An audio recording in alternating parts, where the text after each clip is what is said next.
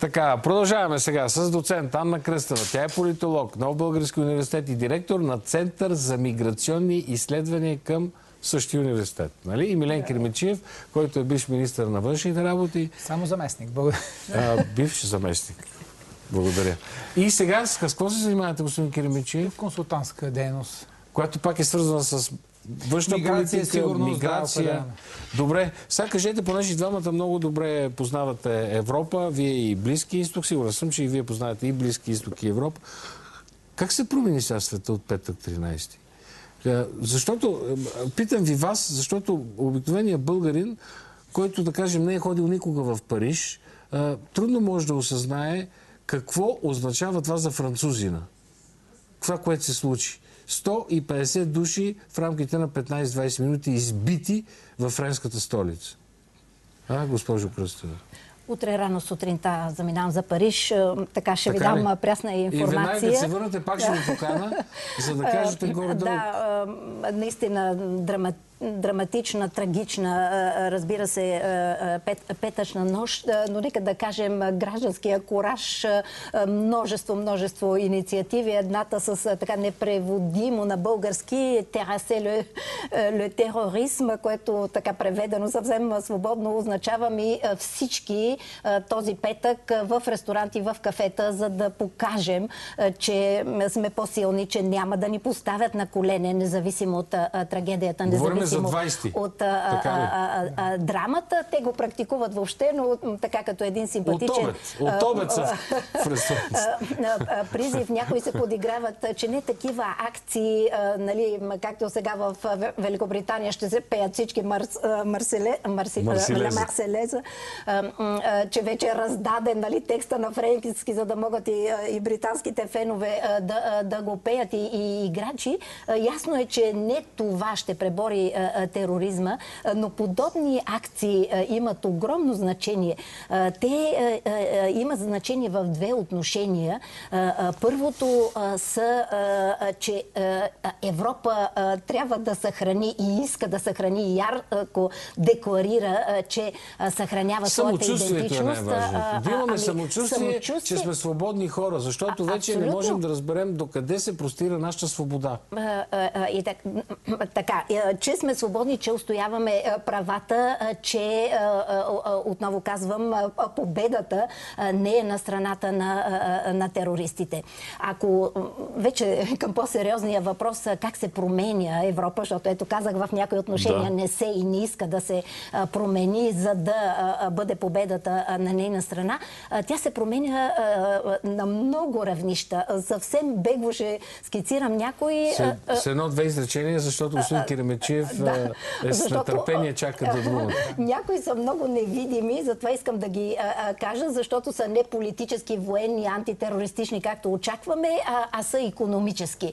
Примерно Франция, първите мерки, които взе, сигурността е много скъпа политика. Няма да се съобразяваме с европейските норми, нито за дефицит, нито за процент. 120 хиляди души изкараха на улица. Те казват, че ще 10 хиляди нови ще назначат в следващите години. Няма да внасяме вноската си в Европейския съюз. Ето ви едни европейски икономически последствия, които са в прекия смисъл икономически, но които са и... На нас ще се отрази това, като не си внесе Франция... Които разчитаме на фондове... Парижките към нас ще бъдат намалени с някакви проценти. Вторият аспект, много свързан с политиките за сигурност, Оланд предлага ревизия на Конституцията. Това състояние извънредно, в което е Франция в момента, първо да се удължи доста дълго, няколко месеца, но да влезе в Конституцията. Има държави, които много трудно пипат своите конституции. Като България, също да рече сме. Така. Значи, предложението за такава реформа е изключително амбициозно. Само тук да кажем, защото защото това е другото измерение, че тази ревизия на Конституцията, която се иска да бъде в това извънредното положение, да стане част от конституционния текст, в момента то се обявява от Министерски съвет, и други мерки, това едно негово последствие би могло да бъде изключителни правомощия на президента в сложна извънредна ситуация и така нататък. Много от тези мерки, духа на тези мерки прилича на какво?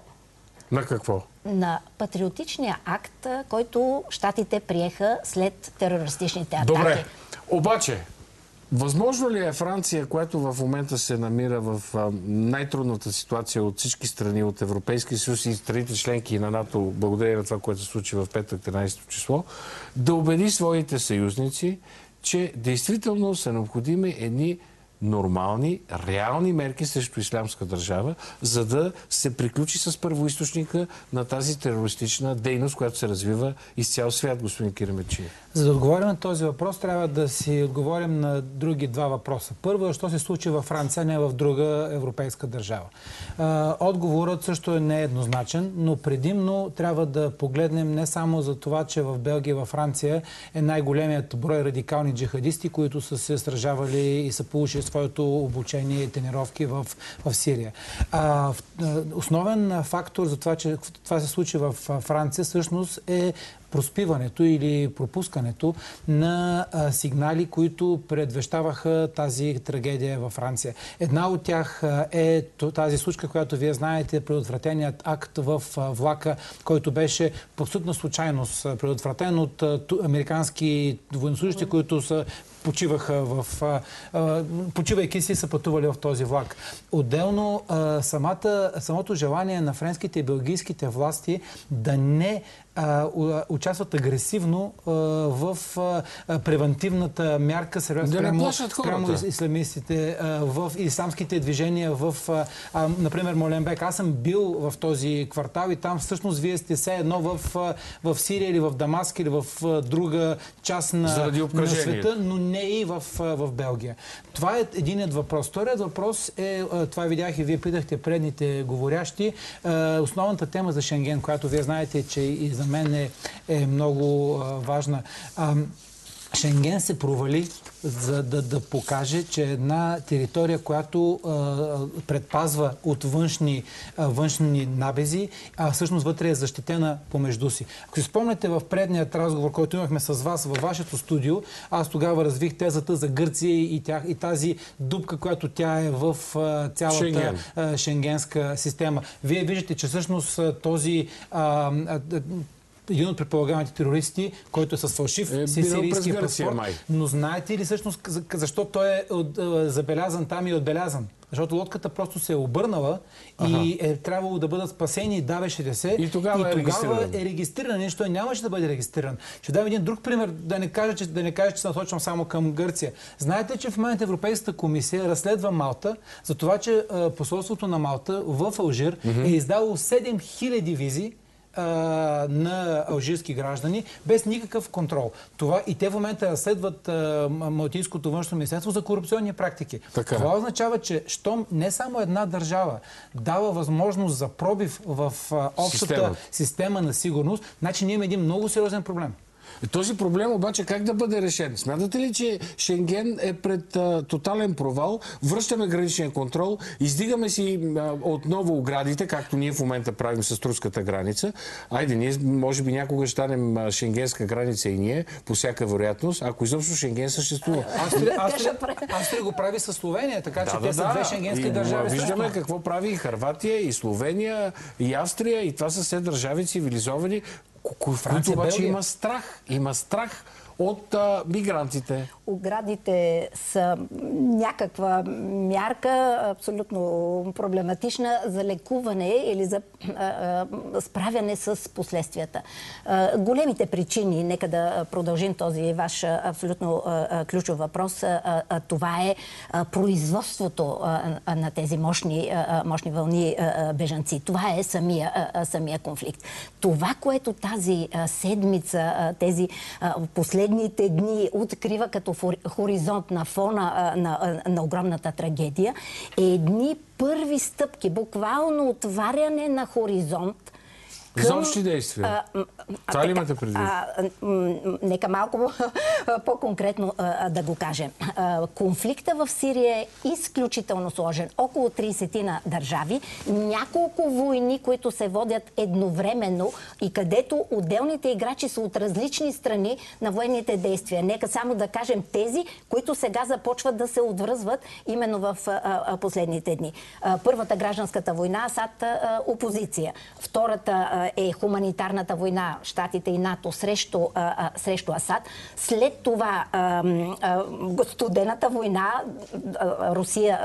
Русия-Щатите и така цивилизационната, аз не приемам това определение, но на Ислямска държава срещу всички. Това, което видяхме тази седмица, са наистина буквално първи стъпки да се предефинират. Значи да се каже в това кълбо много сложни конфликти, някои да почват да се отвързват. Първото отвързване е, значи първите два... Да ви кажа, трябва да се реши кои са добрите и кои са лошите. Както във всяка една приказка знаем кои са добрите и кои са... Те са много. Ама аз мисля, че тези хора, които познават тази страна и тези групировки, за които вие говорите, много лесно те могат да бъдат определени. С кои може да се колаборира и с кои не бива и трябва да бъдат реалният свят е наистина далеч от приказките, където са добри и лоши.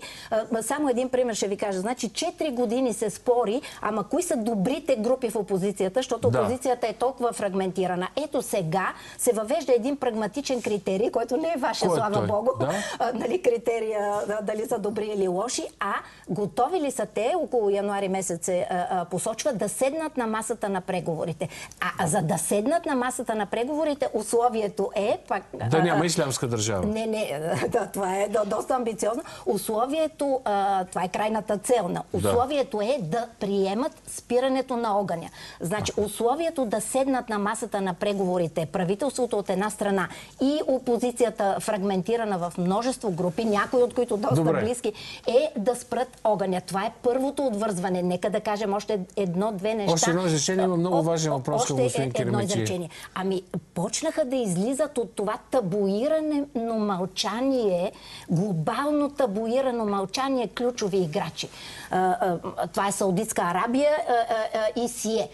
Значи Европа с трудно изкарани с труд, с инвестиции, с иновации и пари, ние трябва да плащаме милиарди, за да се справяме с кризата. Лесно изкараните, те не са изкарани, а така бликащите петродолари, те седат, все едно нямат нищо общо. Добре, господин Керемечиев, обаче всичко това, което госпожа Кръстева казва, е така, но то никога и по никакъв повод не може да бъде постигнато, ако нямаме обща воля на великите сили. Като гледате сега как се развиват нещата, след вчера Г20, като гледате официални, неофициални или полуофициални преговори между Москва и Вашингтон, между Обама и Путин, вече гледа много активно и френския президент Оланд се намесва, говори си по телефона с този с онзи. Смятате ли, че в кратък срок биха могли великите сили, като казвам велики сили, знаете какво имам предвид, могат да постигнат обща позиция, която да бъде реализирана успешно в Сирия. Включително за реализацията на това, за което госпожа Кръстева говори преди малко. Историята се повтаря и ние можем да направим паралел с Втората световна война, колкото и да ви се струва, с Хитлер, който бе проспан също тогава. Не само това, върви създаване на зони на влияние. Ясно е, че Асад ще бъде сменен с удобен за Русия друг управленец, който би бил приет и не би бил толкова конфронтиращ се с останалите части. Ясно е, че зоната в Ирак ще бъде под влиянието на Съединените щати и техните съюзници. Така че в момента, в който големите сили започват вече да се разбират и започне една фрагментация и на Сирия, и на Ирак, може би ще вървим в някакъв тип югославски сценарий, раздробяване може даже и на различни по-малки държави, които да живеят в някакъв относителен мир един с друг. Ние вървим в точно такъв сценарий. Сценарий на обединение на силите, но но това според мен ще мине през сухопътна операция, рано или късно, по всяка вероятност по-рано. Убеден ли сте, че сухопътна операция ще има? Обаче много е важно, тези, които мислят, че сухопътната операция, нали, е панацея или ще реши всичко, не казват кой ще участва в тази сухопътна. Американците не искат. Значи, при тях компромиса Ирак просто не виждам как ще бъде преодолян. Идват президентски избори в Съединените щати и много от кандидатите и републиканци, между прочим, казват, че такава намеса трябва да има. Така че позицията на Съединените щати Доналд Тръмп, той е готов веднага да изпрати. Не са само те. Не само той. Но сухопътна операция трябва да има, тъй като вие си представете за територия, която в момента показвате на картата, която е три пъти територията на България. Ако бомбардирате по-голямо от Великобритания. Когато и да бомбардирате в един момент, трябва да има налагане на някакъв вид военно присъствие, защото просто не може да стане по друг начин. Вие видяхте, че американската армия премина през тогава великата иракска армия на Садам Хюсейн за няколко седмици. Това не би било проблем, ако наистина има някаква сериозна воля за военни действия сухопътни. Добре, последен въпрос, много важен. От вчера го задавам и ще продължавам да го задавам, защото търся верния отговор. Ще бъде ли победено лобито, което спечели милионите от тази война? Тези, които продаваха скъпо оръжие и взимаха евтин петрол от Ислямска държава. Ще бъде ли това лоби, имайте предвид, че има да спечели много пари и то ще се съпротивлява във всички случаи срещу край на тази битка там? Прекалено много станаха великите сили, които вдигнаха мерника и в прекия смисъл на Ислямска държава, така че според мен това ще престане. Тоест лобито ще бъде победено? Ще бъде рано или късно. Кой взел? То е ясно. Мандалото падна. То е ясно кой взел. Много са тези, които са взели, много са тези, които продължават да взимат. Затова казах, трябва да излязат от табуто някои, които дават пари. Тук искам само за една секунда да направя един друг паралел, който ми се струва, че ще бъде по-работещ. Това е паралела с Дейтън. 20 години честваме тази година на Дейтън. Дейтън сложи Дейтънското споразумение в Босна сложи край на една война. Днес имаме една полуработеща, кретаща босненска икономика, една полуработеща държава, но нямаме Сребреница, нямаме война. Значи една такава територия, сложно управлявана, с една сръбска част, доста независима от централната и така нататък. Значи ето такъв несъвършен сценарий, не добри и лоши, несъвършен сценарий, но който да спре тази касапница там, която произвежда тези милиони бежанци, ето към това трябва да се върви. И Виена, която дискутирахме преди малко, като първи стъпки за структуриране на конфликта, върви към там. Няма да идентифицираме добрите и лошите, много са замесените. Просто трябва да вървим към това да престанат невинните жертви, да има един и най-несъвършения мир, е по-добър от всяка война. Съгласен съм. Последен въпрос към господин Керемечиев, поне сме говорили по този въпрос. Ще бъде ли Украина някаква цена в тази сделка? И с това приключваме. Определено има сближаване на позиции, определено в момента има взаимни компромиси, определено в момента има умекване в крайните твърдения на тезите на двете противопоставящи се сили, Съединените щати, Европейския съюз и Русия. И явно се върви към компромис. Общия враг е Ислямска държава. В момента той трябва да бъде на дневен ред и другите теми явно ще бъдат загърбени за момента. Добре, благодаря ви на двама ви. Успех в Париж. Ще дойдете след това в студиото веднага да разкажете. Донесете ни снимки или нещо снимайте с видео, ще покажем тук веднага на плазма. Да, разбира се. Благодаря ви много за това участие.